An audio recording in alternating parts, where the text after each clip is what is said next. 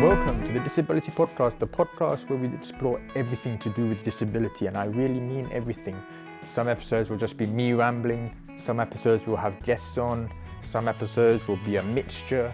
There's going to be a lot of fun, lots of interesting factoids, so I won't spend any more time on the intro, but tune in and welcome to this episode. Hello and welcome back to the Disability Podcast, and today we are going to be discussing something that I know happens to every single person with a disability, and that is having to explain your disability over and over again, and when to advocate for it and when to push it and when to, step back and just not mention it at all, really. So if we dive in, I think that's the best way to do it. If we dive in, and from my personal experience, the social situations when you're meeting new people can be exhausting, especially if you're going to a place where you only know, let's say, one person, and you're going to repeatedly have the same introductory and the same conversation. If you're like me and it's not so prevalent, it can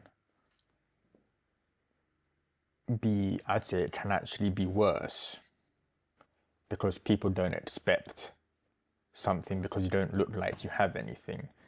If you have an obvious disability, then it can probably be an entry into a conversation and grease the wheels, so to speak. So in that aspect, for example, if you're holding a glass of drink or you're going for canapes or whatever, and you try and shake, it's the shaking the hand. When I've said this before, the shaking the hand whilst you're holding a drink is the most awkward thing I think I've ever experienced in my whole life. Just because you don't want to make it awkward, but it's they don't know what to expect. You're trying to play it off smoothly and nicely, it can be done. I've managed to do it now, because it's always about, assessing the area, but I'll come on to that today. But if you don't prepare for these situations, then you're stuck with, let's say, because for me, I can't use my left arm. You're stuck with a glass in your right arm. You're trying to shake the hand with the right arm. You can't put the glass in your left arm because that's going to just throw everything everywhere. So you put your left arm out, and it just creates problems, and it's just awkward. So the first thing when you advocate advocate is the wrong word, but prepare when you enter a social situation, for me, and this is lived experience, is if you're going alone to somewhere, the best situation and the best thing to do is walk into a room and assess the room. Now, most social areas nowadays have places and small tables.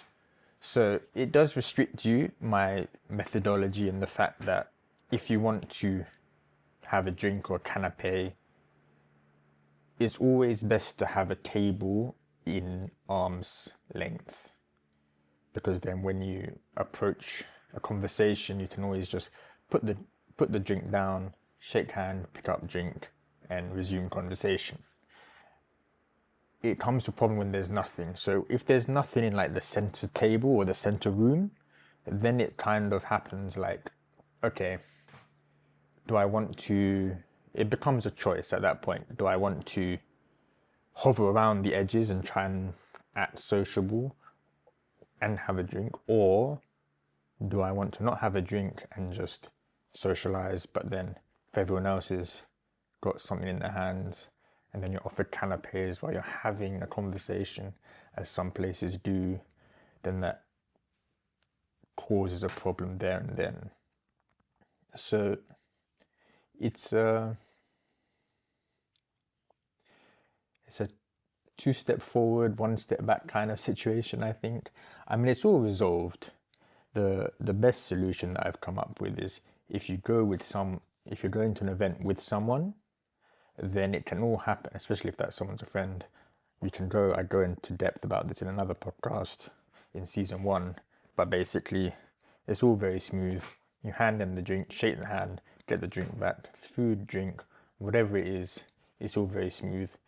And then from that, you can then go into whatever you're talking about, or even explain why you have to do that depending on how comfortable you are discussing whatever you want to discuss.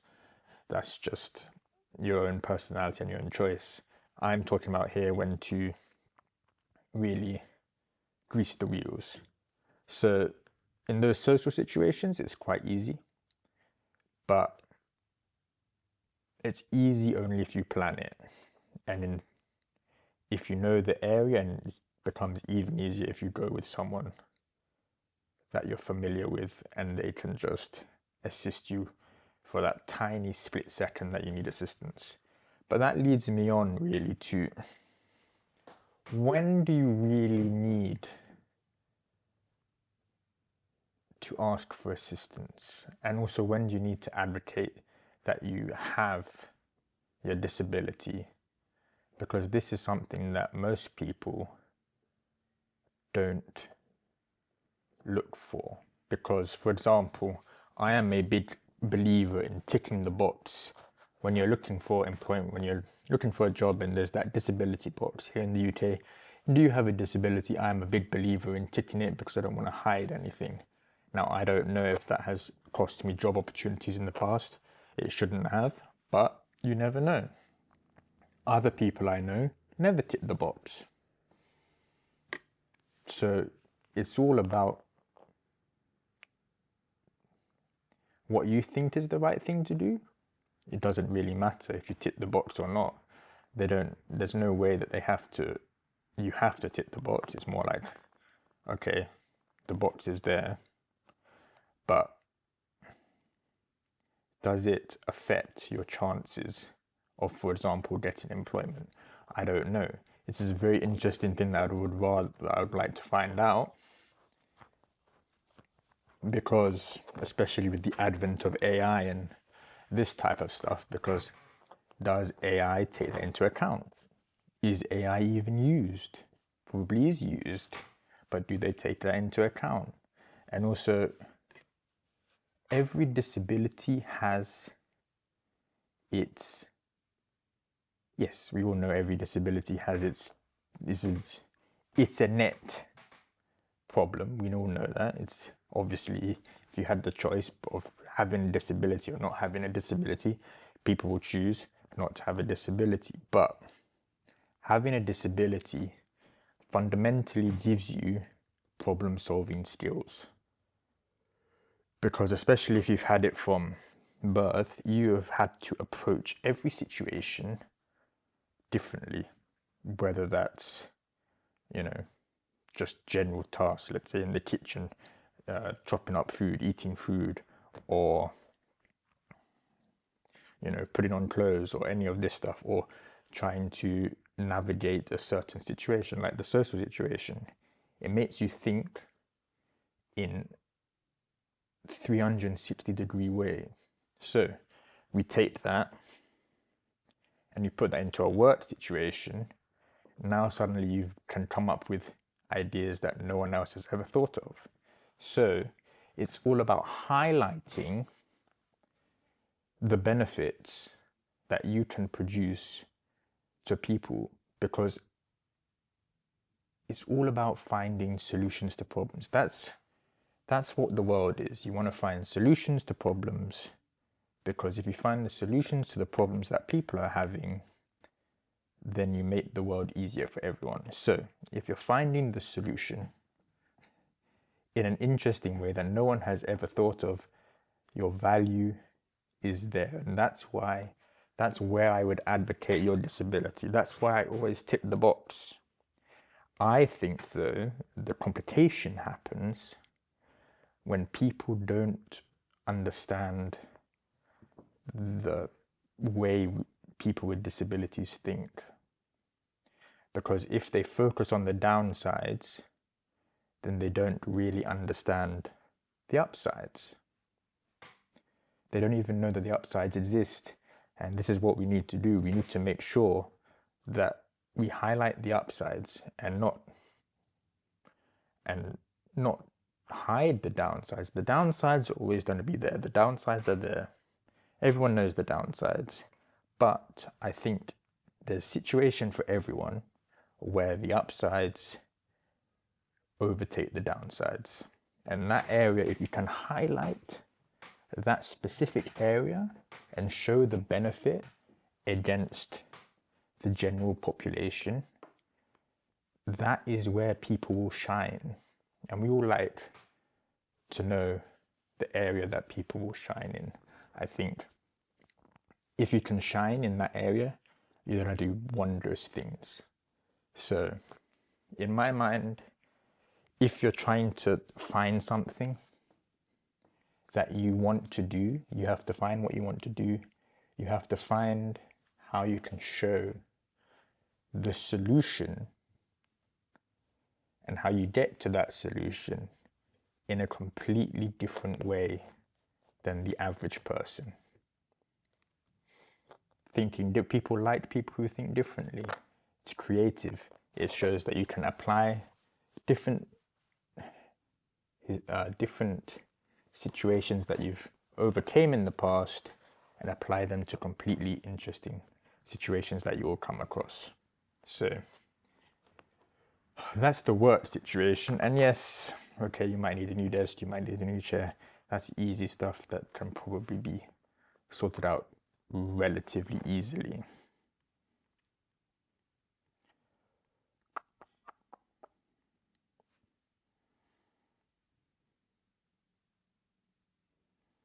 What I would say though, and this is, I have this problem as well, and I'm not afraid to share that I have this problem.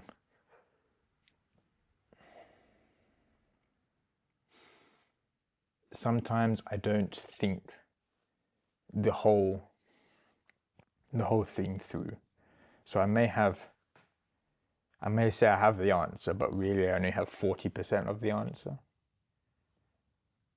I've learned that nowadays I think the whole process through, but the way I've solved this, or solved this problem that I have, jumping from A to C instead of going to A, B, C, is very simply, imagine the problem as a globe. If your problem is a globe, your natural instinct is to see it from one perspective. Now, I am lucky that I can see things in 2-3 perspectives because I have to problem solve most of or every day of my life. So I see from the left, from the right, and from the bottom, for example. So the best way to do it is approach it from one angle. If you get the same result, approach it from a different angle, and then from another angle. But then also, if you come up with different ideas from different angles, have the ability to amalgamate all ideas into one hybrid idea. So you get the best of each idea and get rid of all the fluff, shall I say. So with all disabilities, yes, I believe there is, I'm an optimist. And I think, yes, disabilities, as I've said, there's always the downsides, but at least we have a silver lining of problem solving, and problem solving is a massive benefit if applied correctly. And I hope I can help people apply it correctly in the way that they can highlight their skills. It's all about correctly highlighting what they're good at. Everyone is different and good at. Everyone is good at different things, and it's all about highlighting those benefits. And when you highlight those benefits and you can clearly explain those benefits, that's when the world really becomes your oyster. Whether you have a disability or not, doesn't matter. Everyone has their skills. But that's one way, I believe, to tick the box. But unfortunately, and I know this well from the UK, you can't write a 3-paragraph essay saying, okay, yes, I have a disability, these disabilities, but yes, and this is the problems. But these are all the solutions. You can upload your CV, but from the CV point of view, you're just an ordinary candidate. You can't just say, I have all these problems, but it has enabled me to look at all these problems and seeing all these benefits. So, what is the solution? That is the question. What is the solution? And I think the solution is,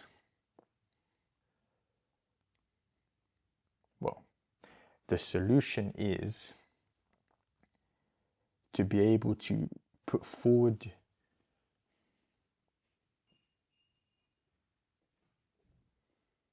Actually, I don't know what the solution is.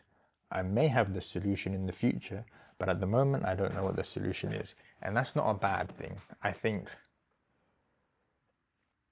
the solution is out there, where we have to highlight the benefits of everyone with disabilities and how having that disability has caused them to think and solve problems in a certain way. But on the other hand, yes, has these problems.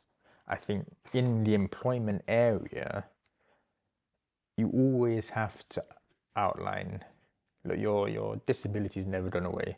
You can't hide your disability away from your employer. So, yes, these are the problems that I bring with me. Everyone has problems, trust me. Everyone has problems. It's not a bad thing. Nobody is 100% normal. So, these are my problems, but these are the benefits that are brought and created from my problems. Problems and solutions. Problems are breeding and are creating solutions, which is an interesting way to think about it. I am a very optimistic person, as you can probably tell. I am like a very open book. If you ask me a question, I will answer truthfully and honestly. Okay, this is what I think. Hiding things away never really works out in the long run, but just highlighting the benefits really makes you shine.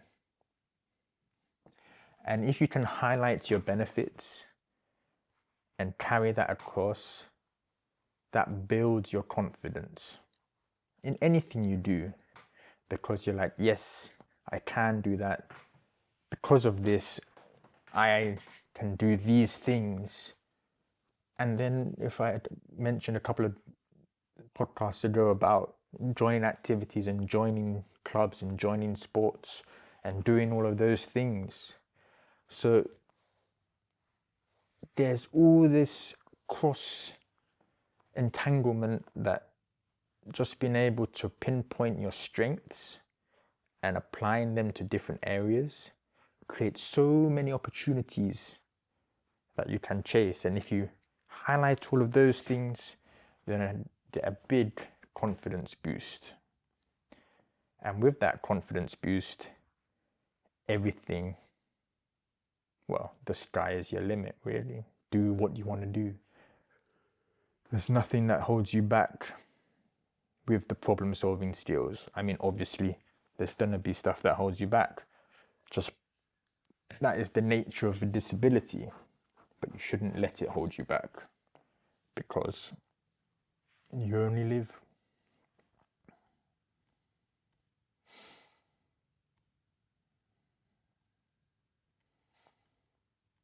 So, this has been a very interesting episode going on. I went on a bit of a tangent, so I'll probably come back to advocacy a bit later on. But I would say that, this has turned out to be more of a work empowerment episode, which is not a bad thing. I think highlighting the skills, as I've said about 50,000 times this episode, highlighting the skills, applying the skills, and showing really what you can do is going to be very important, especially in this new modern age where supposedly everyone can do anything. But there are times, I'd say, And it's an interesting question when to say that you have. I mean, it obviously becomes slightly different when you have a visible versus non-visible disability. But let's say you have a non-visible or only slightly visible disability. I think there are times when you don't want to tell people you have a disability because it's not necessary. And everyone knows, I think, or everyone eventually finds out, okay, these are the situations when I need to tell people about my disability. These are the situations when I don't want to tell people about my disability because it's not needed. And that's the big thing. If it will make your life easier, and I think that is the key takeaway here, if it makes your life easier, tell people about your disability. If it doesn't make your life easier in the long run, or even in the short run, but mainly in the long run, I think, don't go deep down the rabbit hole of disability, because I know everyone can speak for about 24 hours about their own disability and problems that it causes, but also the benefits that it has, and so on and so forth. So the best thing is to be the judge yourself, and from that, make the right call. Thank you for listening to this episode of the Disability Podcast. If you need any more information from me or the Disability Podcast team, Luna Life, then send us a message. If you want to be a guest, send us a message, DM us, email us. We'd love to hear your thoughts and how to improve our podcast. And we'll look forward to seeing you again next time.